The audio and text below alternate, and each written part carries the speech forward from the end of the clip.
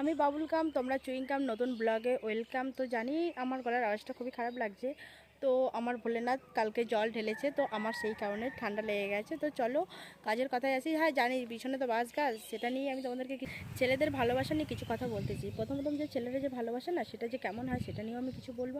আর শেষের ভালোবাসাটাও কেমন হয় সেটা নিয়েও বলবো। আর পিছনে সেও কেমনভাবে ভালোবাসাটা দিয়ে যায়। তো চলো দেখে নাও।